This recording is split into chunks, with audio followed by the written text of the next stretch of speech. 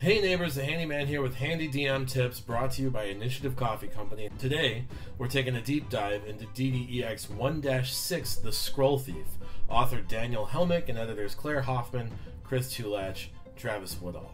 The Scroll Thief is a 4-hour module set for Tier 1 play optimized for an APL of 2, so let's dive in.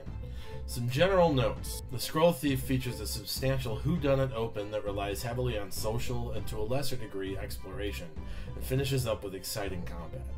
Similar to Shadows of the Moonsea, the adventure outlines a timeline that means the players are coming in the middle of the action.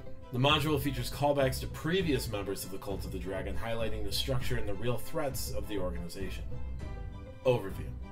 There's a substantial amount of information present in the overview that once again has little chance of being injected into this adventure unless you make an effort to do so. A historic but forgotten book burning by the Zentrim, Denlore's cache, undead protecting it, all of these things are interesting to read about in the module but don't translate well to the table because there isn't a good suggestion of how to naturally bring them up. Adventure hooks. My expectation is your party isn't filled with faction agents and you won't be able to lean into the Zentrim hook here. While there are a couple of other hooks available, this largely draws spotlight into why I suggest using the tea kettle as a home base. If this is the 6th adventure your party has run, they're likely developing a reputation around PHLAN, and interested parties, specifically Eled Burrell, will know where to find them. Part 1. Mysteries and Method. Investigating the thefts. The adventure starts at an inn. Truth be told, it doesn't matter which inn. The module suggests the Cracked Crown, but frankly, who cares? If Eled Burrell is in fact looking for the party specifically, I have no doubt that she can track them down beyond the Podal Plaza. Either way, there have been several thefts of valuable tomes. Burrell trusts the party to look into the matter more than her own men, and doesn't have time to investigate it on her own. To that end, she passes the party off to Mantor's library for more information. Already, we're looking at the party being passed around for information. Think about the opportunity to summarize this encounter narratively and skip to the library itself for an open. Mantor's library. Shortly after the party arrives at the library, they're sent up to Caster Brandywine's office to discuss the thefts. She's a busy halfling covered in blue scribe's ink. This characteristic is pretty important because it offers up a red herring later in the mystery. Aside from that, she informs the party of the details of the missing tomes. The Weave, a collection of impractical observations, was stolen from Ea Glenmere but is property of the library.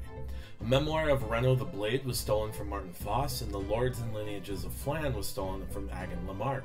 At that, she sets the party off on a private investigation adventure. Here's the deal. The module was written as a mystery novella. Reading through it, when you prep the module, it makes a pretty exciting offering. That said, the thing that keeps this module from being one long drawn-out scavenger hunt is the degree to which you, the DM, dive into the mystery components. The module takes work to make it exciting. It takes effort both before and at the table. If prepped and run well, it's a very fun use of the social and skill check interactions, but if your table isn't into social play or you aren't really into leaning into NPCs as a DM, you're gonna struggle here. Ea Glenmere. The first book takes us to Ea Glenmere, a successful scholar of arcane magic, but a wizard of pretty limited talents.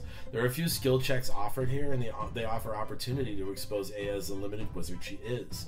They also offer a chance to find out about some additional things that were stolen but not reported, spell scrolls.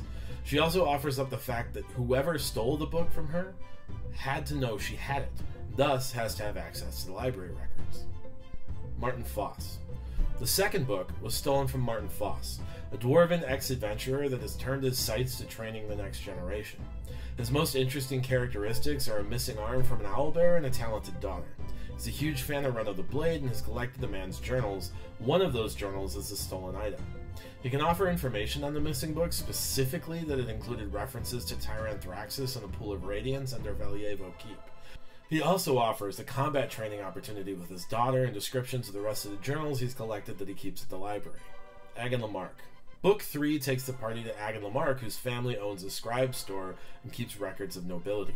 The book that's missing is Lords and Lineages of PHLAN, one of such records. Through successful negotiation, the party can uncover his dark secret that his family is a line of frauds. The book doesn't quite fit the rest of the stolen books and stands largely as a red herring to keep connections from being drawn. Insightful players who played Dues for the Dead DDEX-01-04 might remember the reference left behind by the Red Wizard to, quote, pool. This is where the session really starts coming together as a specific threat. In truth, they're looking for a pool of Radiants and Tyranthraxis to recruit to their cause. Keep in mind, in context, the Cult of the Dragon is very large and focused on more than just the city of PHLAN. They have their sights on the whole region. This mission, to find the pool of Radiants and Tyranthraxis, is one component of their much larger plan. Ambush Alley. Some treachery at the hands of Sora's occultist disguised as a welcomer causes an ambush in the alley. The combat is not meant to be a very challenging one, but rather one that ends after a few rounds, either by eliminating the combatants or by forcing a few enemies to surrender and offer up information. The party is pointed toward a cult contact that goes by the initial B. The contact left a note in blue ink, the same ink used by Casra Brandywine. Obviously, this is intended to point the characters to Casra, another red herring to offer a gotcha moment for the table. This is a pretty exciting moment for the table that puts the players through the heights of knowing they've discovered the real villain, only to dash that by showing them it could have been literally anyone else. Part 2. Truth in the Text. When the players go back to see Brandywine, she's very pleased to see them. The module's intention is to coerce the party into accusing Casra. That said, the library employs dozens, hundreds, thousands of people. Any number of them could have the initial E. This is where the traditional mystery trope breaks down. Generally in a mystery genre, you've been introduced to a cast of characters that could be the culprit. Here the story introduces a new character to be the villain late in the second act. Mantor's Library. There are a few narrative lanes to get there, but eventually the party earns an appointment with Mantor's Library's head curator, Master Openrail. Openrail mentions two scribes that haven't reported for work, Garda Greenleaf and Ellison Behringer. Behringer is a newer employee of the library, and Openrail suggests the party check the archives for clues to his whereabouts. Blood and Books. If the party got the description of the journals in Wren's collection, the search for clues is pretty quick. Otherwise, investigation is the only way to get there. The check DC is pretty challenging at 15 and takes an hour to do, so if the party doesn't get there after 3 or 4 hours, I recommend just giving it to them and moving on. The clue they find is Garda's dead body and the missing books, though they've been altered with pages having been cut out related to a pool of Radiants.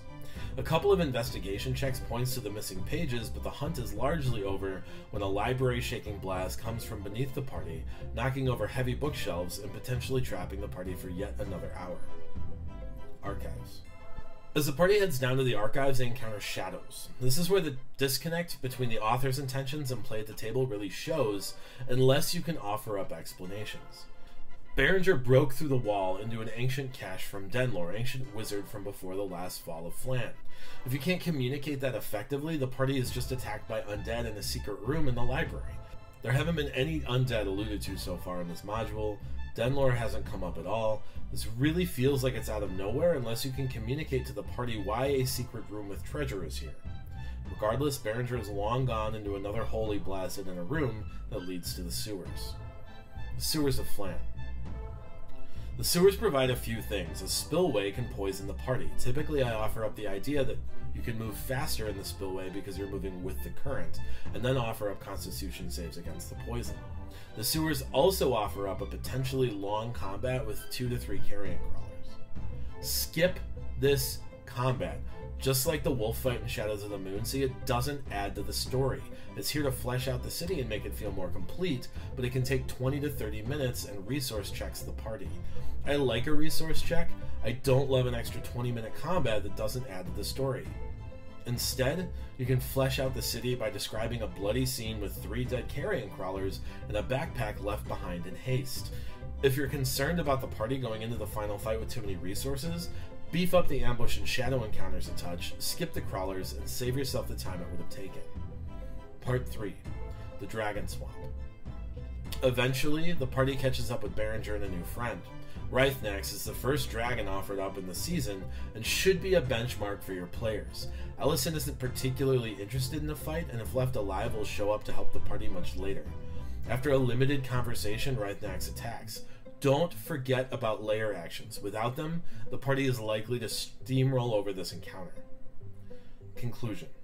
In the end, the party has discovered the cult's interests in PHLAN, recovered the books and cut out pages, and earned a scroll of Dispel Magic, as well as a magic item unlock. Casra Brandywine is a new ally, and Aled Burrell has doubled down on her trust of the party. Summary.